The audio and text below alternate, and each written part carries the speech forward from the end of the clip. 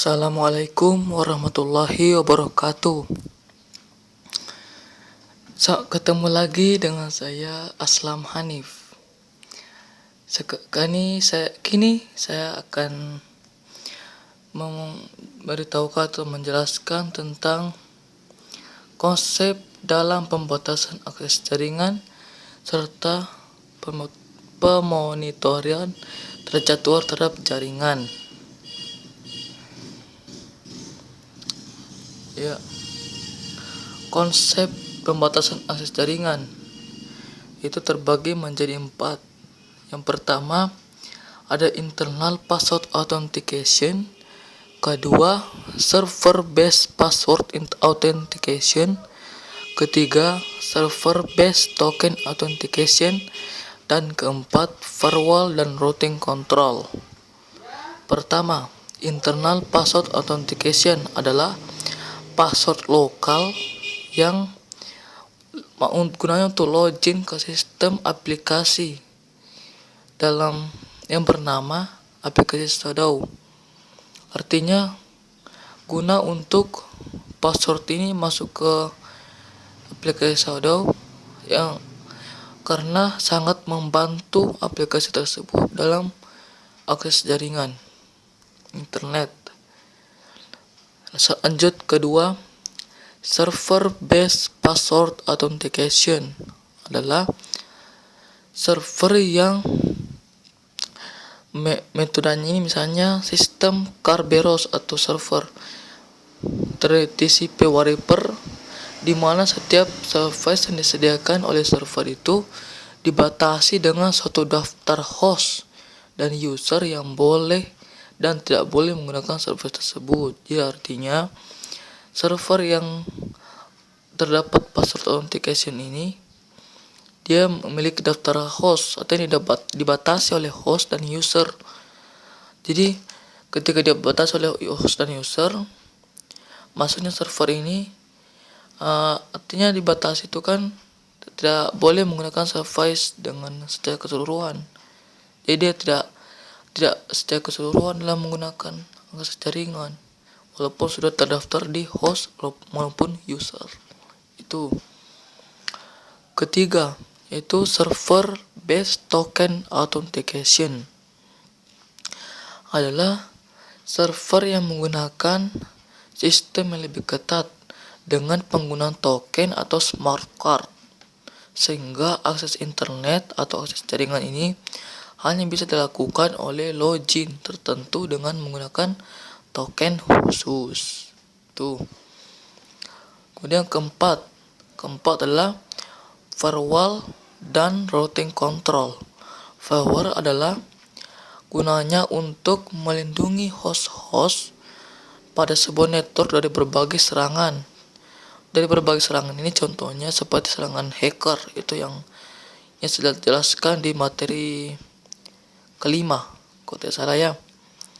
Anda pasti sudah masih tahu sedikit. Itu di berbagai serangan itu maksudnya di berbagai hacker. Dengan adanya firewall, semua paket ke semua sistem di belakang firewall dari jaringan luar tidak dapat dilakukan langsung. Semua hubungan harus dilakukan dengan mesin firewall. Artinya guna dari firewall ini dia membentengi dari yang terjadi dari serangan-serangan hacker. Jadi dari baik hacker itu yang mau menembus jaringan akan dibatasi oleh firewall atau dinding api, sehingga serangan dari luar itu tidak langsung masuk atau tidak langsung login ke pembatas jaringan tadi itu. Dia hanya boleh dia masuk, tapi dia hanya masuk di mesin firewall itu saja, tidak sempat masuk ke pembatas akses jaringan karena dibatasi oleh dinding firewall.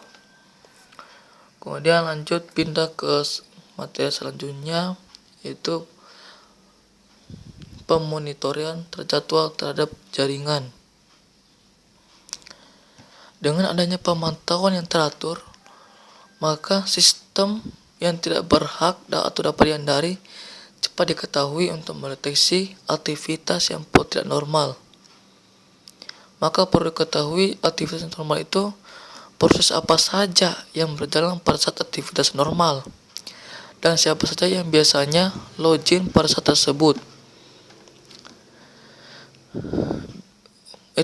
Lanjut masuk ke metodologi keamanan informasi, sehingga bertujuan untuk meminimalisir kerusakan dan memelihara keberlangsungan bisnis dan memperhatikan semua pemonitoran terhadap jaringan. Kemudian lanjut beberapa langkah dalam perencanaan sistem dengan memperhatikan aspek keamanan jaringan. Itu yang pertama, menentukan topologi jaringan yang berhak digunakan oleh jaringan sendiri. Kedua, menentukan kebijakan atau keamanan. Ketiga, menentukan aplikasi servis apa saja yang akan berjalan dalam suatu jaringan. Dan keempat, menentukan pengguna mana saja yang akan dikenakan oleh satu atau lebih aturan firewall. Demikian dari penjelasan saya. Saya akhiri dengan Nabilah Taufiq Hidayah. Wassalamualaikum warahmatullahi wabarakatuh. Dan lupa. Jika Anda ingin komen, silakan komen di komen di bawah. Sorry. Dan Anda juga menyukai channel saya, silakan like. Dan atau juga Anda ingin berlangganan dengan saya, atau Anda juga artinya berlangganan, Anda ingin saya minta video-video apa saja yang mau diterapkan, asalkan jangan video hoax ya. Iya. Sekian dari saya. Wabillahi taufiq wal hidayah. Wassalamualaikum warahmatullahi wabarakatuh.